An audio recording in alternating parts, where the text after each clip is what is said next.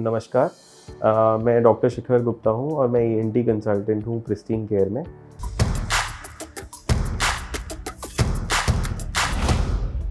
तो आज हम बात करेंगे सबसे कॉमन ईएनटी कंडीशन के बारे में, जो कि एक्यूट साइनोसाइटिस जिसे कहते हैं। तो एक्यूट साइनोसाइटिस समझने के लिए पहले ये जानना ज़रूरी है कि साइनस होते क्या हैं। तो साइनस हमारे फेस पे, हमारे स्कल के ऊपर एयर कैविटीज़ होती हैं, जिनमें कि यूजुअली हवा होती है और उनका काम होता है कि हवा को प्योरीफाई करना और स्कल को लाइट करना। तो उन साइनसेस में जब भी किसी तरह की ब्लॉकेज हो जाए या उसमें म्यूकस इकट्ठा होना शुरू हो जाए या फिर कुछ ऐसी कंडीशंस होती हैं जैसे कि नाक का टेढ़ापन होना या स्मोकिंग इत्यादि फैक्टर्स, उसकी वजह से ये साइनसेस ब्लॉक हो जाते हैं। तो उनमें हवा की जगह म्यूकस या पस भरना शुरू हो जाता है। तो उस कंडीशन को हम एक्यूट साइनोसाइटिस कहते हैं।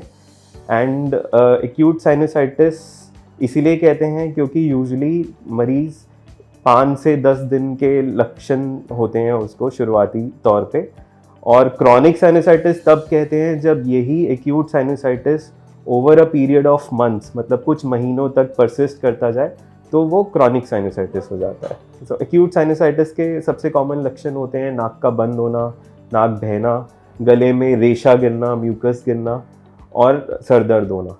एक्यूट साइनोसाइटिस का अब हम पहुंचेंगे कि इसको डायग्नोज करने का सबसे कॉमन तरीका क्या होता है। कि सबसे कॉमन तरीका होता है कि एक पेशेंट की नेज़ल एंडोस्कोपी की जाती है, यानी कि दूरबीन की जांच।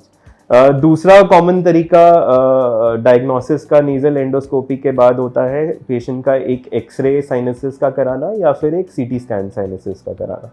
तो यूजुअली आजकल हम सीटी स्कैन प्रेफर करते हैं, और ऑल्दो क्रॉनिक साइनोसाइटिस में सीटी स्कैन का ज़्यादा रोल है रादर देन एक्यूट साइनोसाइटिस में। सो एक्यूट साइनोसाइटिस का मरीज़ जब भी क्लिनिक पे प्रेजेंट करता है तो पहले उसको मेडिकल मैनेजमेंट से ही क्योर करने की कोशिश की जाती है। तो मेडिकल मैनेजमेंट में उसके सिम्टम्स को क्योर करने के लिए, उसको रिलीफ देने के लिए एक एंटीबायोटिक का कोर्स दिया जाता है जो कि 5 से 7 दिन का होता है। एंड सेकेंडली नेज़ल डीकंजेस्टेंट्स देते हैं, जैसे कि कॉमन तौर पे लोग ऑट्रिविन या नेज़िवियन ऑलरेडी डाल रहे होते हैं। तो जब हम इस कंक्लूजन पे आ जाते हैं कि पेशेंट मेडिकल मैनेजमेंट को रिस्पॉन्ड नहीं कर रहा है या उसकी एक्यूट साइनोसाइटिस से होने वाली कॉम्प्लिकेशंस डेवलप हो रही हैं, तो सर्जिकल मैनेजमेंट में सबसे कॉमन सर्जरी जो साइनोसाइटिस में की जाती है उसको फेस कहते हैं, यानी कि फंक्शनल एंडोस्कोपिक साइनस सर्जरी। कि ये दूरबीन द्वारा की जाती है, कंप्लीटली नाक के अंदर से दूरबीन डाल के ही होती है। उसमें जो भी रेशा इकट्ठा होता है, पस इकट्ठी होती है या पॉलिप्स बन जाते हैं, उनको एक डिब्राइडर या लेज़र जैसी मशीन होती है उसके द्वारा क्लियर कर दिया जाता है। और जो नेचुरल साइनस की ओपनिंग्स होती हैं उसको बिना ज़्यादा छेड़े उसकी ओपनिंग्स को वाइड कर दिया जाता है ताकि वो दोबारा से पस या पॉलिप्स इकट्ठे ना हो।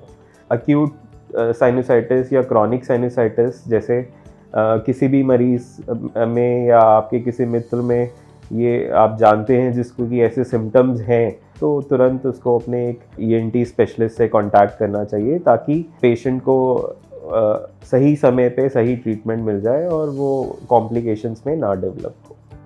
सब्सक्राइब कीजिए प्रिस्टीन केयर चैनल को और बेल आइकन दबाकर इंडिया के एक्सपर्ट डॉक्टर्स से पाएं हेल्थ और सर्जरी से रिलेटेड सभी जानकारी। Book your surgery appointment on pristinecare.com. Pristine Care.